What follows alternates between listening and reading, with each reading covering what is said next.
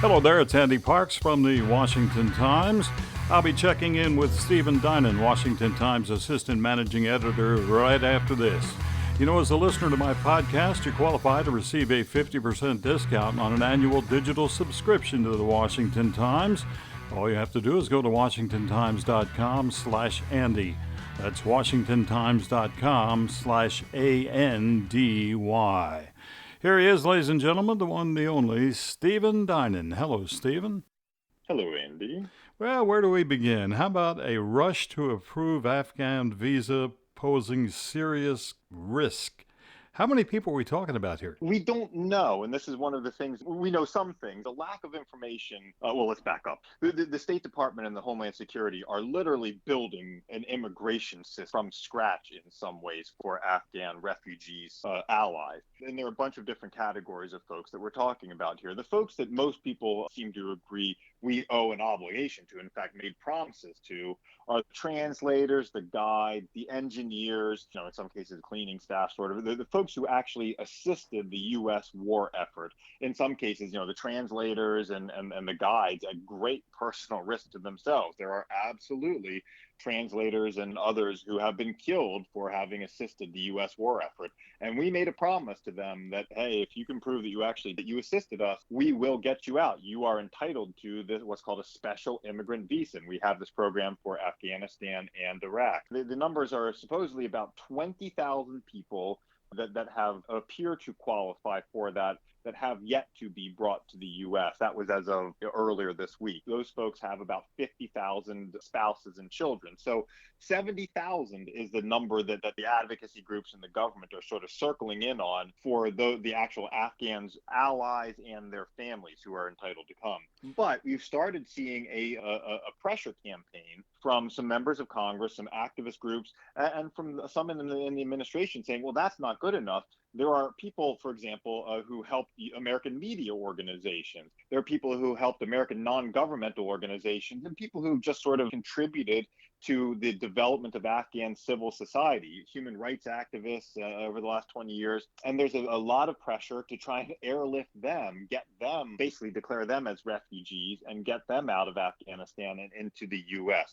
And in fact, the State Department has already announced that people who, say, assisted American media organizations can qualify for refugee status. The main issue is this. They're all in Afghanistan right now. Normally, it takes years to go through the Special Immigrant Visa process and years oftentimes to go through the refugee process. We're talking about short-circuiting that. We're talking, and they apply from outside. You only get into the U.S. once you've actually been approved, and there are all sorts of security reasons for that. What we're talking about doing right now, and are doing in the case of some of the Special Immigrant Visa applicants, we're airlifting them directly from Kabul to, well, essentially, with some connecting flights, to Fort Lee in Virginia and to several other military bases, one in Texas, one in Wisconsin, where they will be on U.S. soil, and they're already here. And then we're going to go through the checks to make sure that they actually deserve to be here and aren't security risks. And that obviously, let's put it this way, there's a reason why the refugee system requires you to apply and be approved outside the country, because once you're here, there's almost no getting rid of you. We can't really, even if you didn't qualify, are we going to deport you back to Afghanistan? So, that raises all sorts of questions. And then what do you do if you have a security risk sitting here? We can't incarcerate you permanently because you haven't committed a crime here. We suspect you will. We suspect you might have terrorist ties, but we can't deport you to Afghanistan. We're in a real pickle. So this is the issue that people have started raising as you started seeing this massive push to bring what could be hundreds of thousands of Afghan refugees here. Wow. And then your follow-up story, top Trump officials warn against flood of Afghan visas. Now, these two officials said this will turn into another southern border-like crisis? They have raised the exact same security issues. And that whole point of, hey, refugees should be processed out of country. They also made the point that, and this is generally true, that you want refugees should generally be kept in their local region. So find countries surrounding Afghanistan where refugees can go. First of all, because there's a chance that reintegration from there back into Afghanistan, should the country improve, it's a lot easier if they are still in the region.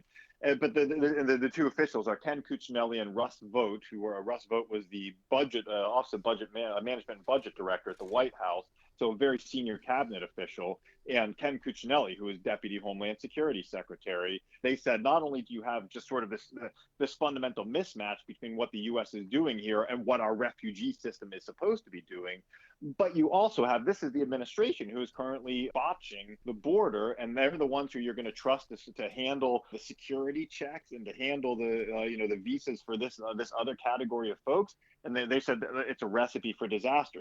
In particular, they said it's the equivalent of, or the next step in the open borders policy. If you suddenly don't have to apply for refugee status from outside the U.S., but are able to come here and get refugee status from within, then what's the point of our refugee system? We wrote it a specific way, and that would be upending that. To believe that people from a really rotten country, or what we believe is going to become a rotten country, just because they live in a rotten country, they deserve refugee status here, that upends the entire concept of asylum and refugee status. Because, at that point, there are probably 7 billion people in the world who would have a better life if they lived in the U.S. That's an exaggeration, but let's say 5 billion people who would have a better life if they lived in the U.S. Do we take all of them? Are all of them valid refugees? And that's their point, is that once you start doing this and crossing lines, you're getting into a point where you're talking about development of open borders policies.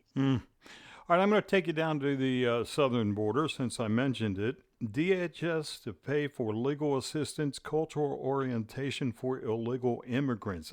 Just when we thought things couldn't get any crazier, now we got to pay for this? Yeah, it's and it turns out this is something that Congress has been pushing and wrote into a spending bill. Hey, we want to see you to offer legal orientation so that illegal immigrants who end up in detention know their rights and also know sort of how to work the system. And cultural orientation.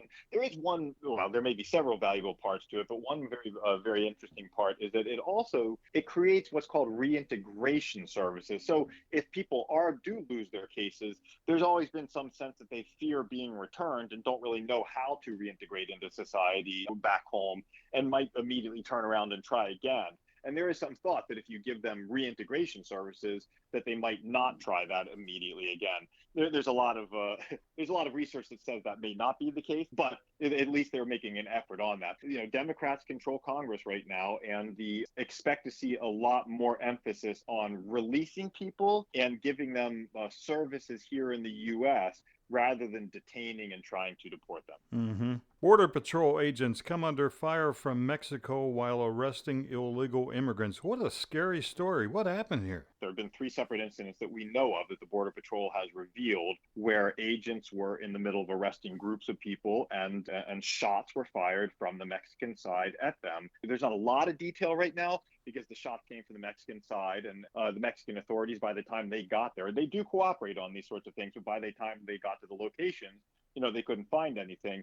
They did, in one instance, though, find witnesses who described people who zoomed away from the scene. So, it is pretty clear that people were shooting. We don't know the motive. We don't know whether it was just sort of mischief or whether there was a specific load of drugs or of migrants that they were trying to help get across, whether they were just trying to distract the agents and keep them in one area or keep them out of an area so they could send something else through that area. We just don't know. All of those, of course, what I just mentioned, have happened. Like those sorts of tactics have been used past. Shooting at agents used to be, I wouldn't say common, but we'd seen sort of a lull in the level of violence along the border earlier in the last decade. Back in the turn of the century, the late Clinton years, early Bush years, there's some pretty wild stuff that went on there, with Mexican military actually incurring into the U.S. and some exchanges of fire between the Mexican military and Border Patrol agents. It had died down, but now the border situation is so crazy. And experts tell me there's so much money for the cartels to be made that that folks are resisting arrest. The smugglers, including the drivers, the American drivers who are driving people deeper into the U.S. There are a lot more high-speed car chases, and now you have from the Mexican side more violence from Mexico into the U.S. And as you said, that's scary stuff. Those are sort of breaking ground, getting back to a place where we haven't been in a decade or more. Yeah. All right, I know you're tight on time. I wanted to hit on this story, though. Judge orders DHS to restart Trump's Remain in Mexico policy. That was sort of a surprise, but I see the Biden administration might have to jump through the same hoops as Trump did. Yeah, so this is, you and I have talked about a number of different instances where the past two presidents and this one have faced roadblocks, legal roadblocks, where they've tried to do things by executive fiat. And the judges have stepped in and said, no, you have to go through the hoops. You can't do that. And this is the latest example of it. For President Obama, his attempt to expand DACA in 2014 to about 3 million people was shot down by a judge over what's called Administrative Procedure Act violations. Basically, the major policies have to go through notice and comment and that sort of stuff. The Trump administration, President Trump, saw everything from his attempt to phase out DACA to his attempt to add a citizenship question to the census, and 5 or 6 other, his attempt to make legal immigrants, have to pay their own way, to add requirements that they not use welfare. All of those fell victim to Administrative Procedure Act violations. And now the Biden administration has seen both its deportation pause and now its attempt to wipe out the migrant protection protocols fall victim to the same thing. Judges said, nope, you can't just declare these things. You have to go through the regular policy process to make sure that you're actually thinking these things through, that it makes sense from a government standpoint what you're doing. Basically, a president is not king. A president is bound by the laws, and those laws are there to make sure that good decisions are made. This is an instance of that. As you point out, it's a really big issue. The migrant protection protocols, the Remain in Mexico policy, this is what the Trump administration used to solve the 2019 surge. The Biden administration wiped it away, stopped enrolling people from the start, and then officially revoked it in, I think, May or June. The judge said, no, that revocation, first of all, the fact that you halted it in January and then came in May or June and came up with all these reasons why you're getting rid of it. Well, you got rid of it before you even came up with the reasons. That's not good policy making. Go back and start over. And in the meantime, you can get rid of it if you go through the right process. But in the meantime, reopen it. There's a reason to reopen it with the surge of migrants on the border. It is a policy that was solving that issue, and you took it away. And it's a really striking ruling. I was surprised that the judge was so emphatic in tying the Biden administration's decision to an increase in border activity. And so real spanking for Secretary Mayorkas at Homeland Security. Yeah. Out of time for this week. As always, great to talk to you, Stephen. Folks, read all of Stephen Dinan's stories at WashingtonTimes.com, or you can always get the paper edition. Thanks, Stephen. My pleasure, Andy. Stephen Dinan, Washington Times Assistant Managing Editor. Thanks for joining me today, and remember to receive a 50% discount on an annual digital subscription to the Washington Times. Go to WashingtonTimes.com/Andy. You'll get 24/7 digital access to the Washington Times at 50% off.